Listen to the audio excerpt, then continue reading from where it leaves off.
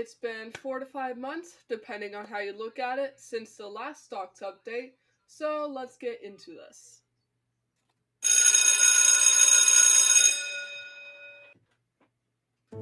Now, before I show you guys the numbers, there has definitely been a rise.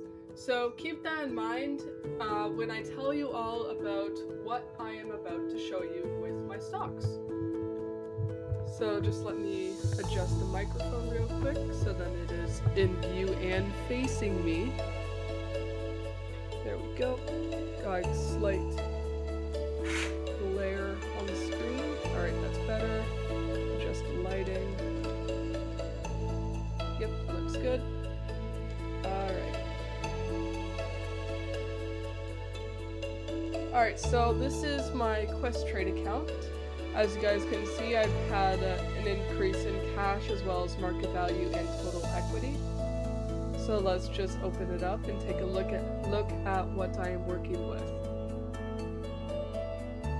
So as you guys can see, there's been a massive drop and then boom, which was actually due to me adding more cash into my account in order to invest in Planet Fitness. However, as you guys remember from the last update I did, I don't remember if I said I was planning on investing or if I put in the request to invest, but it ended up me not having enough in order to invest in. Basically, I requested to invest at $50 a stock, and if I requested like a day or two before, I would have gotten in no problem. But the day I invested, it ended up skyrocketing to like $51, $52. So I was like, okay, I don't want to just delete that request and then increase my investment. I'll leave it as that and hopefully it'll lower at some point. It did not lower. So I ended up increasing my investment to, I believe, like $58 per stock. It still continued to increase. So I had it on my watch list, and eventually just the request was open for so long with no change that they ended up just having to cancel it. So yeah, this year I did not get the chance to invest in Planet Fitness, but next year I will try and take that opportunity. And it looks like we have 2 upcoming events coming up, which is the earnings for Waste Management and Hydro One. And currently, as you guys can see, we are also at a nearly positive of $100. So we're currently at open profit and loss of positive $99.80. As you guys can see, I have no orders. And currently I am keeping my eyes on some REITs, or however it's pronounced. Basically, REITs stands for, what does it stand for? Real Estate Investment Trusts. So I've been choosing to keep my eyes on those because I've been wanting to invest in real estate for a while now. But I never really got the chance because I was a minor, and after I turned 18, I tried to invest in real estate but could not find the sites that I was originally looking at before I was 18. So I'm pretty sure those sites were taken down. Good thing that I didn't invest in them when they were still up. But yeah, these are the 5 stocks I'm currently keeping an eye on. Vanguard, because obviously, as well as Nusshares, Global X Green, because green, sustainable building, Vanek Mortgage REIT, and Prologis Inc. I believe that's a REIT. I don't entirely remember. Anyway, and yeah, that's Planet Fitness. As you guys can see, Planet Fitness has seen a $19.95 increase since I was planning to invest, which I can probably show you guys. Yeah, right there. I believe I was planning to invest on like the 15th or something. Either between the 10th and the 15th of October. You guys can see, massive jump by the time I was planning to invest. And then I believe around this point I was planning on just like increasing it to like $57, and then boom. Wait, no, and then boom. Just insane increase. And yeah. And it just it then dropped a bit, but it's looking like it's going to start rising again soon. But yeah, if I had gotten in at $50 a share, in that if I were to leave at, say, like $75, because most likely that reached $75 on January 19th, then I would have made, because I was going to buy like 3 to 4 shares, so that would have been, I believe, an extra $100 profit if I just bought in October, sold in January. So yeah, that's upsetting, but oh well. I'll be able to invest in it next year, because it's most likely going to get another insane drop. Holy crap, if I invest in September, I could have probably aimed for like a $45, $43 investment. Although they did reach $83 at one point. But yeah, it's likely it's going to drop again to the 50 range at some point, so I'm going to make sure to stay ahead of that when it comes to it. But enough of the stocks I'm not invested in currently. How about the stocks I am invested in? How are they doing? Well, if I can find where to go. There it is, positions. As you guys can see, only Clearway Energy is in the negatives, and it's only by a few dollars, several dollars. But yeah, it's $31 in the negative, basically $32. But my 3 other stocks are in the positive, so Hydro One finally broke even and started growing. Waste Management, nicely in the positives, don't have to worry about a bad day. And Vanguard, there's not going to be a bad day. It's $81 positive, so I'm pretty sure I'm safe. And frankly, I'm glad I chose to not sell at $400, because now, several months later, it's $460. So I'm glad I did not sell.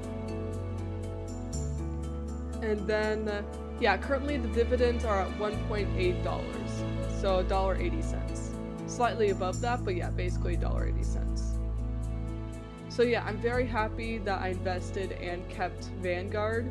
I wish I bought more than one stock, honestly, but I'll take what I can get. So now let's move on to Wealthsimple. As you guys can see, I'm currently up $94.10 on Wealthsimple. And it's all in my TFSA as well, with my regular old $150 a month deposits. So currently, if I were to stop investing right now with just my 1.8K, then by the time I turn 65, I'd have around 43.1K. And currently we are seeing a return rate of 5.4% on that account, which is very good. And I've also been receiving pretty nice dividends lately. And the fees are also really low as well, which I really like. And so, as I'm sure you guys remember from the last time last few times I did a quarterly update, I also said that I still need to invest $1,000 of the initial investment I was planning on doing that I ended up doing on Questrade. I want to also do that on Wealthsimple. So I'm planning on doing that when my savings account reaches 18K again. So once I reach 18K again, I plan on doing a $1,000 investment on my TFSA. And yeah, my plans are still the same for my plans on investing in GICs and bonds, of course. I just have a few different plans on them. So if I were to invest in a bond, I think I might go for a more real estate type bond. But then again, I also learned when investing when researching REITs that if interest rates increase, I believe, then the REITs will drop. So with how much interest rates continue to increase, that's why REITs are so low and are continuing to decrease so much. So if we manage to see either a drop in interest rates or interest rates staying the same, then we can likely see those REITs start to build up again. Which we'll only be able to tell once we start going into the election season and be able to see who's most likely going to win the next election and what their plans are for interest rates, as well as the housing market. I'm out of breath.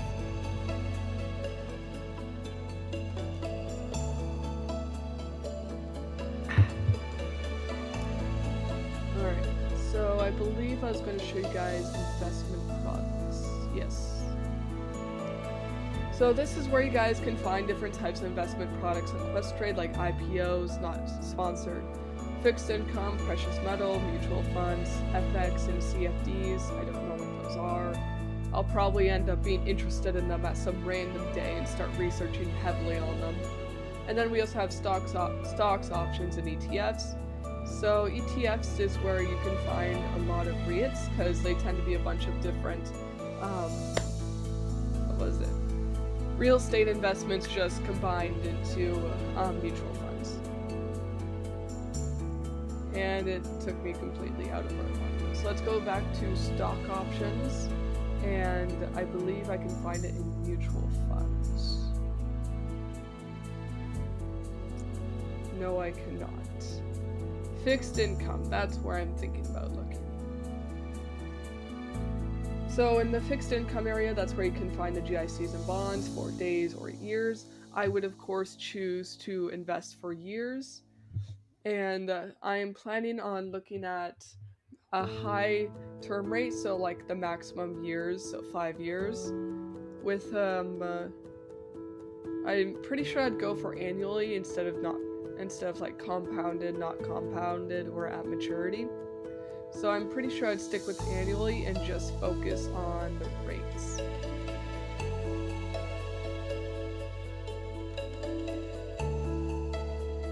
So for instance, B2B Bank, 4.05% annually and at maturity. I'd prefer it if it was annually for compound frequency as well as annually for payment frequency instead of at maturity, but oh well.